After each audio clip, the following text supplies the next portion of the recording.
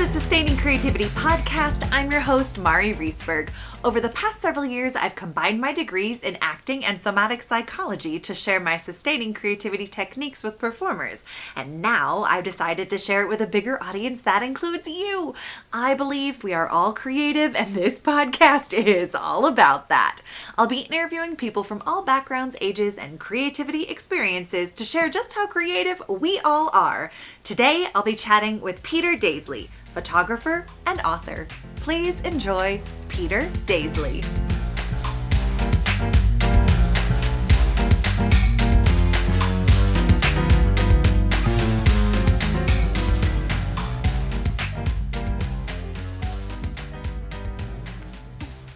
Welcome to the Sustaining Creativity podcast. Today, I am here with Peter Dazeley, photographer and author. Welcome to the podcast.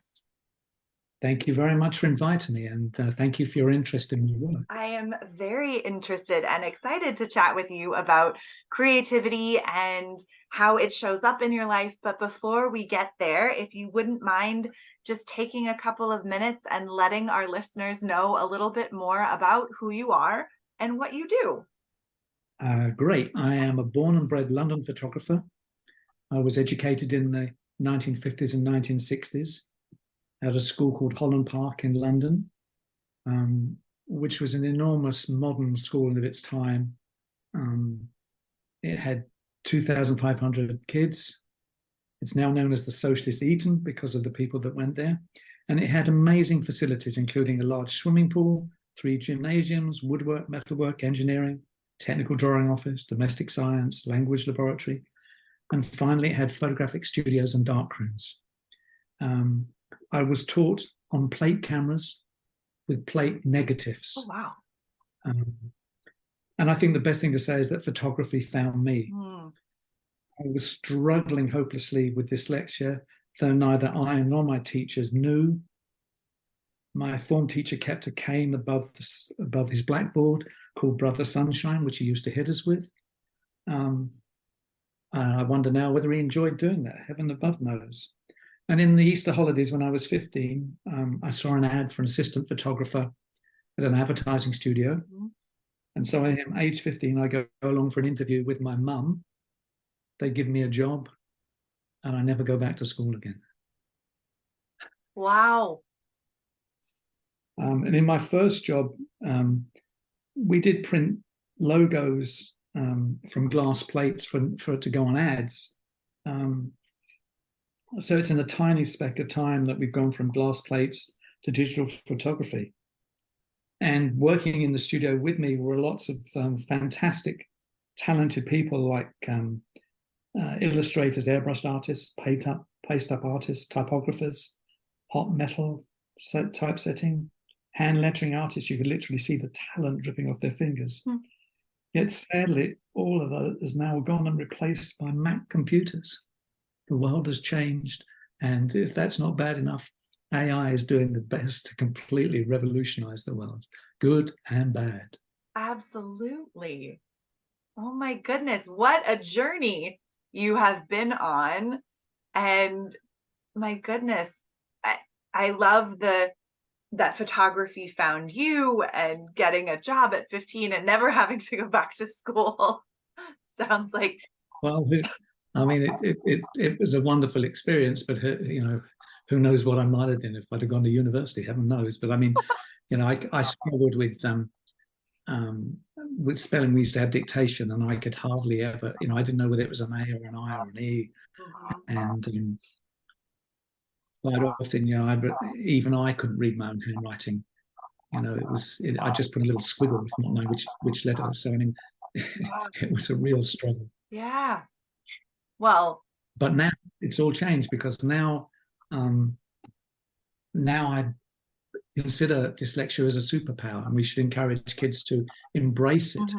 Because I think one of the big things that's helped my career is the problem solving that you get of thinking differently. Yeah.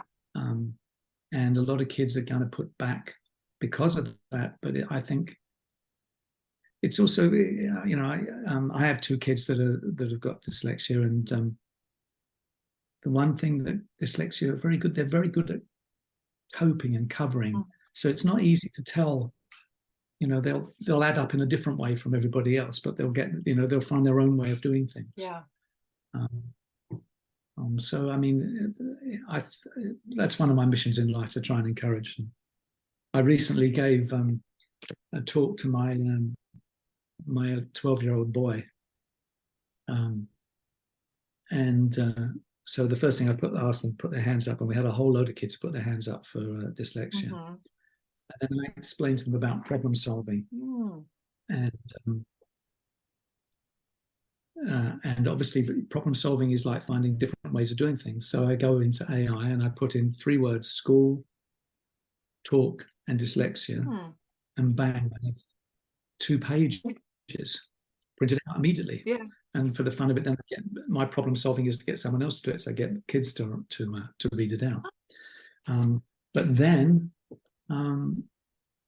I see if I can find my notes, because I thought this was so. So then I asked AI, what are the dangers of AI?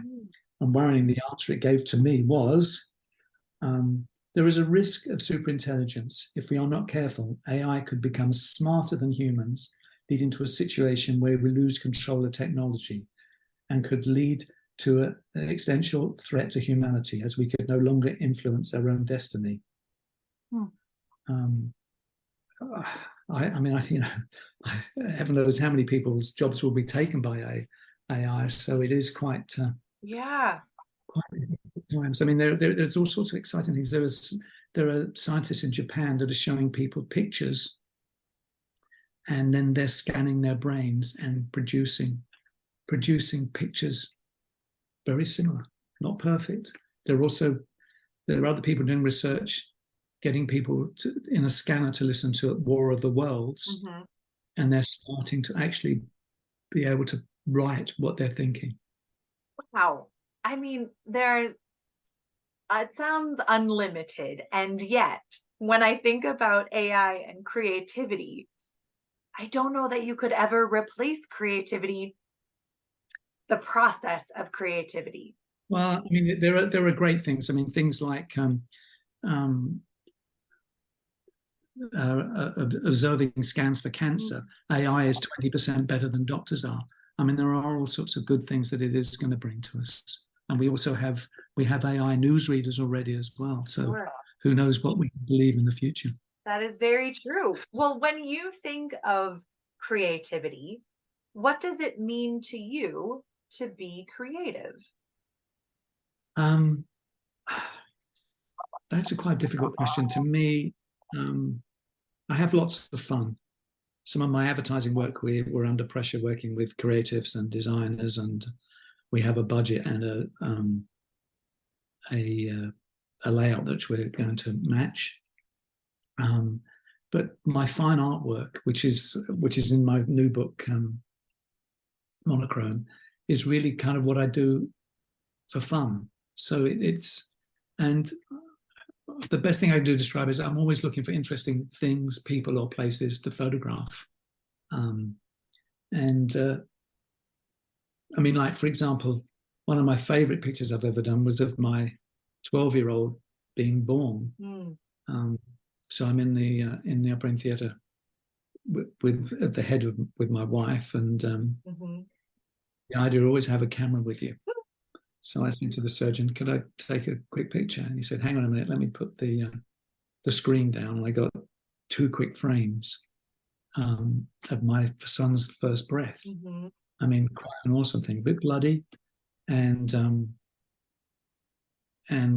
being an idiot, I put it out on social media because I was of what had happened, and it created all sorts of comments, good and bad, about, should you be showing that? And it's a bit brutal. But any picture that you can create emotion from, is priceless. To actually get people to comment and feel strongly or about it is lovely. So I mean, we're just always looking for new, different kind of techniques, or experimenting is a big thing for me. With different lenses and lighting and all sorts of ways of trying to do things and getting it wrong and experimenting and seeing what happens. Yeah, interesting when you were talking about that picture that then posts on social media and the positive and maybe not so positive responses from people. Do you feel that you are someone who welcomes both the positive responses and the not so positive responses because it is invoking that emotional response from a piece of work that you've put out there? Well, as a photographer, I think we all kind of deal with insecurities, as to why you get the job or you don't get the job. Yeah. To me, it's about feeling good about what I do. And if people like it, great. If they don't like it, so be it. But just the fact that that picture created the emotion that people wanted to tell me that they shouldn't have done it, and it was, it wasn't a very nice thing to see. Whereas I thought it was a beautiful thing to see. And something that's a piece of time recorded. Right. Yeah. Well, it sounds like and he's now 12. You're able to separate the other people's experience from how it means to you and what it means to you. Because when you pitch for advertising work, sometimes you get it, sometimes you don't get it. You don't know what it is about, whether they don't like your style or they've got somebody cheaper or who knows. Yeah. So it's just you do your best and you feel good about it. So don't be taken in by the. I like that attitude. Taking it as it comes. So I imagine, being a photographer, working with other people, you come up against creative challenges. What are some of the creative challenges that you have had to navigate, and then how do you face creative challenges? For me, shoots are like a party because you invite people along to help you. It might be a stylist or a home economist or a hair and makeup lady. So, I can't be good at all of those things. And if somebody is great at doing hair and makeup, they bring something along and add to the party and the. When you come up against creative challenges, some of those challenges.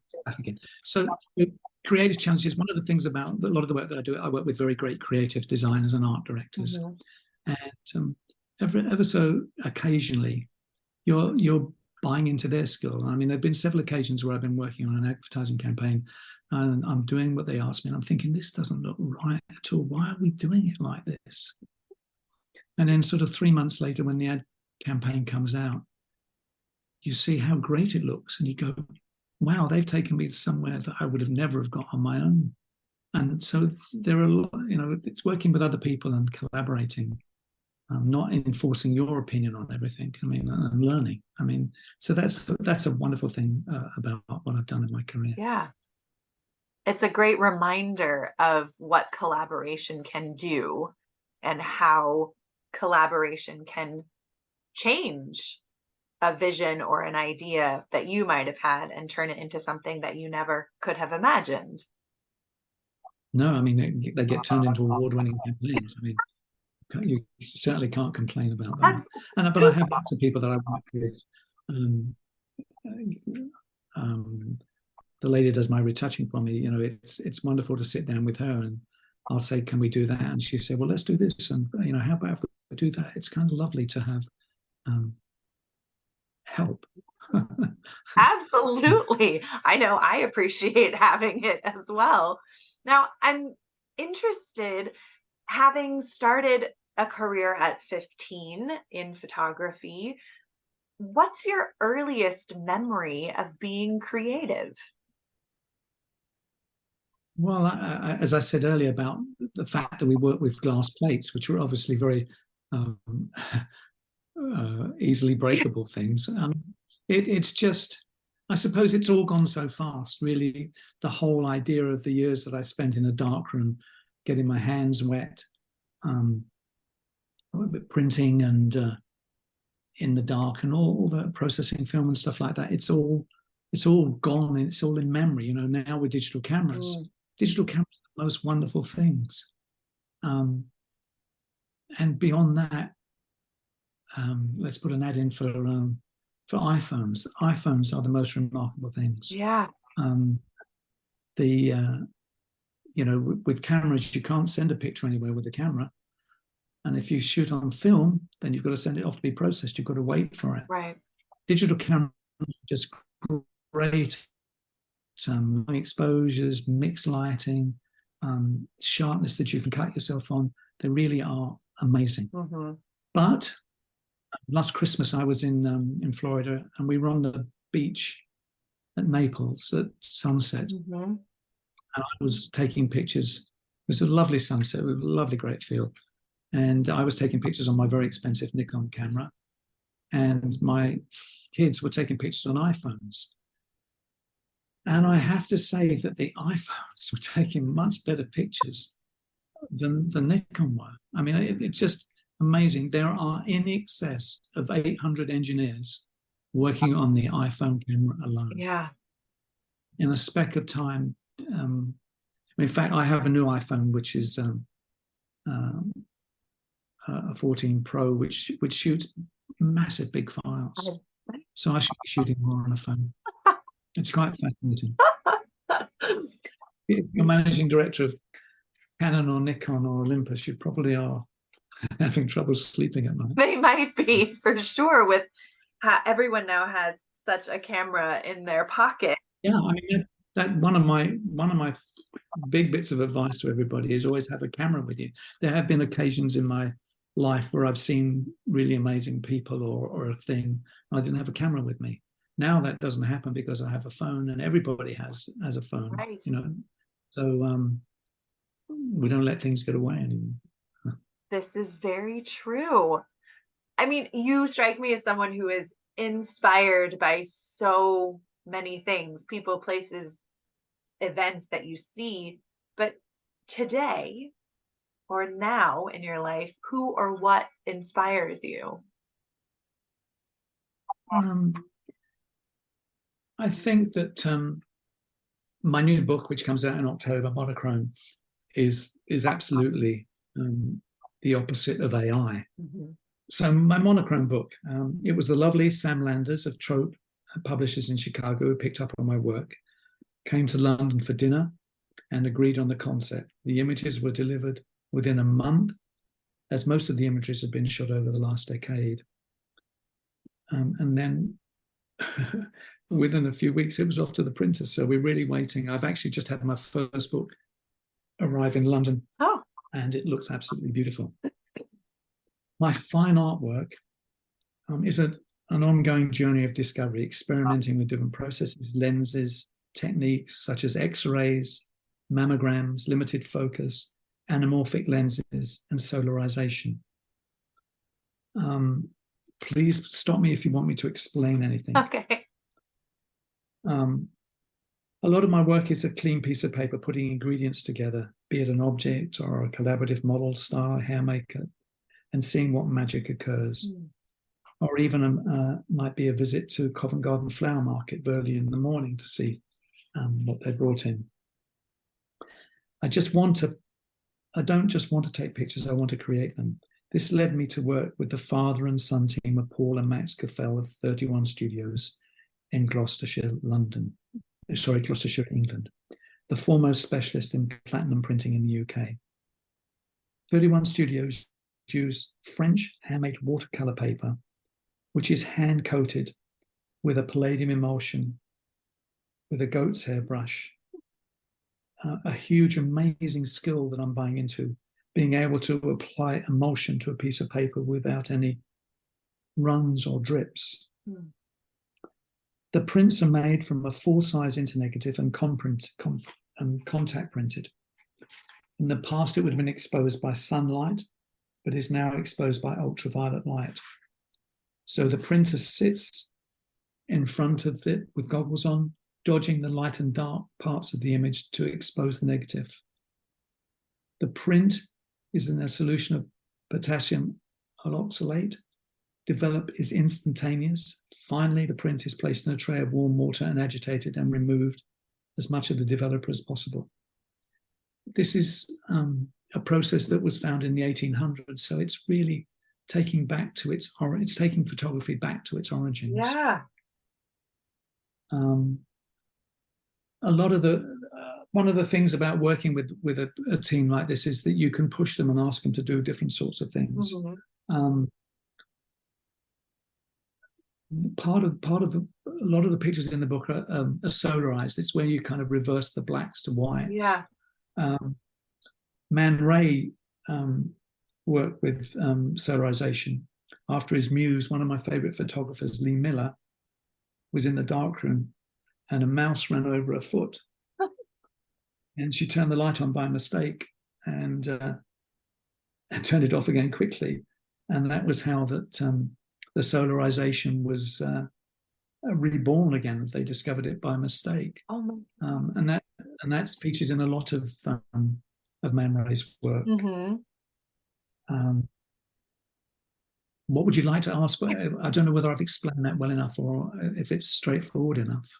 You absolutely have. I love hearing kind of the revisiting of old processes, and it sounds like that's inspiring to you, and collaborating with other people has brought you inspiration, and just photographing things that sounds like bring you joy or you're curious about. Or absolutely. And you know, it's lovely and fascinating, you know, when somebody in Chicago sees something and is inspired as well. You know, that's a lovely thing to happen. Absolutely. Well, for people who may not feel as inspired or creative as you in your life, how would you encourage others to find creativity?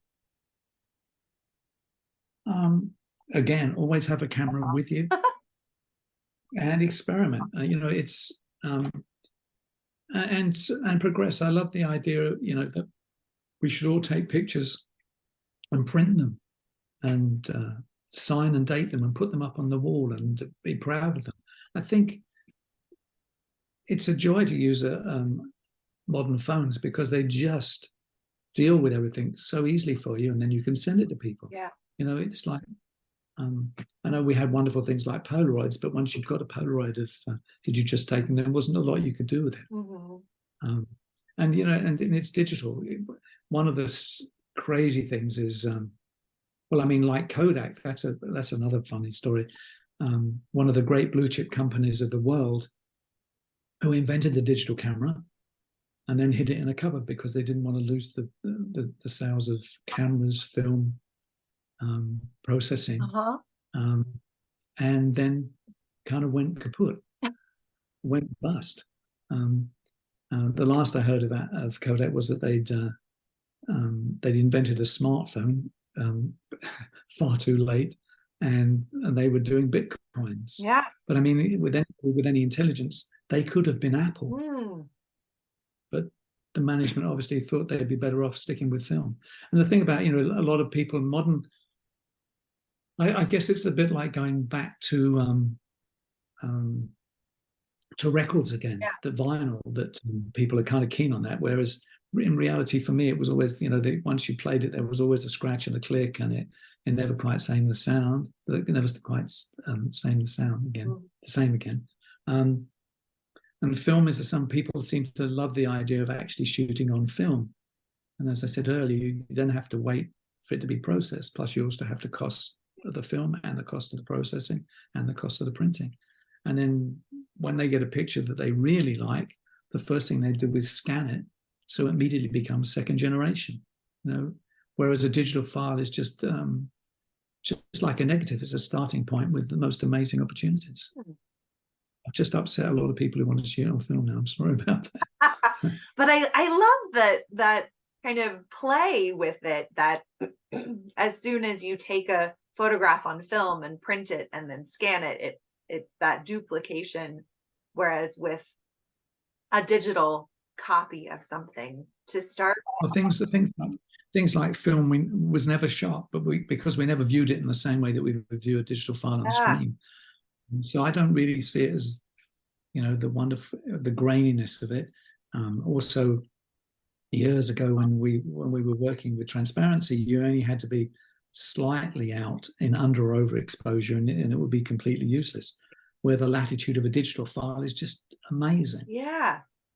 I mean, it sounds like with the introduction of digitization of things, there's much more creative opportunities to be had than working with just one medium, that kind of multimedia opportunity that digital allows. No, it's it's so much easier now. I mean, to me, I kind of think of digital photography as cheating, really. Oh, I'm sure some people absolutely agree and think that it is because of the work or the process that goes into the film, and as you said, the cost of making the pictures from the film and the time. Well, when we were kids, you'd come back with your holiday pictures, and they'd have to go off, and Right. I you'd remember wait to see what had actually happened. waiting for pictures to come back from being printed. I mean, one of the sad things about that probably is the fact that when those pictures came back, some of them would have ended up in an album, and we would have family albums, which I guess not many people have that. Yeah. And it's very easy to lose all of your digital files if you don't back them up. This is very true. And I've got stuff backed up everywhere because I'm always in a state of panic of something. Well, this has been such a treat to chat with you. I have one last question. What does it feel like in your body to be creative?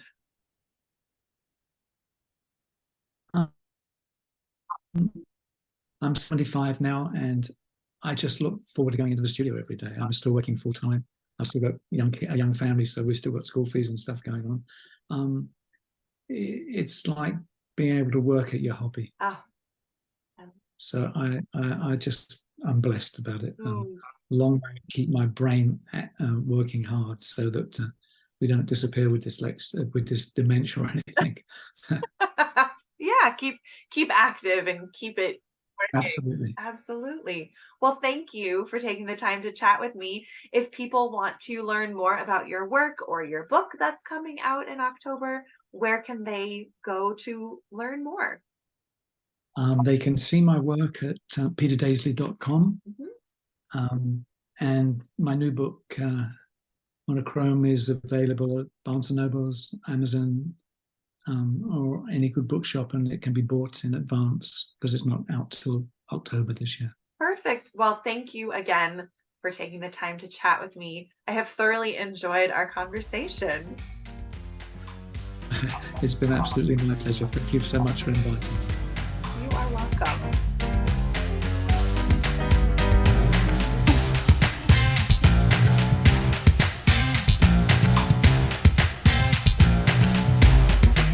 Thanks for listening to the Sustaining Creativity Podcast. We'd love to keep in touch, so follow us on Facebook and Instagram. We are at Sustaining Creativity. Make sure to subscribe to the podcast wherever you listen to podcasts. Tag your friends and family so they can listen too. We love to hear from you, so leave your reviews, comments, and questions. Check out our website, sustainingcreativity.com, for upcoming offerings and creativity coaching. Tune in Tuesdays for our next episode. And remember, with creativity, anything's possible.